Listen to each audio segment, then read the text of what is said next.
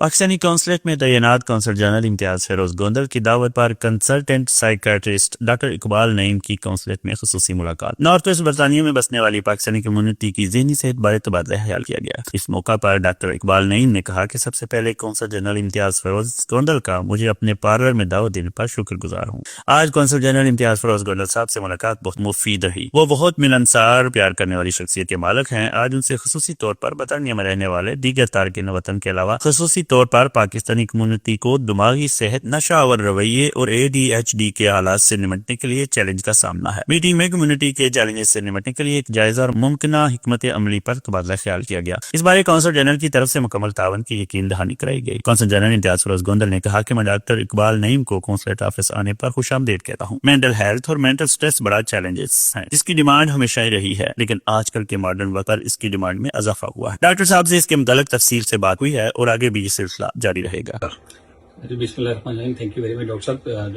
For coming.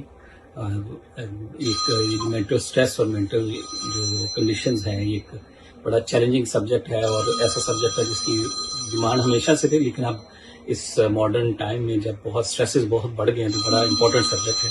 تو doctor صاحب کے ساتھ بڑی مفید ڈسکشن ہوئی، انشاءاللہ ہم مل کے مزید اس کے اوپر کام جاری رکھیں گے۔ Thank you. کونسل جنرل صاحب کے ساتھ آج کی ملاقات ہے جی بہت مفید رہی۔ ہم نے مینٹل ہیلتھ، ایڈکشن اور اس وقت پینڈیمک آ رہا ہے، ADHD کی کنڈیشن، اس کے بارے میں باتیں اور اس کے بارے میں فیوچر کا لائحہ عمل کہ ہم کمیونٹی کے لیے کیا سروس پرووائڈ کر سکتے ہیں، جنرل اویئرنیس کریٹ کر سکتے ہیں، اور اس سلسلے میں انشاءاللہ کوآپریشن جاری رہے گا۔ رپورٹ عارف چودھری، مانچسٹر۔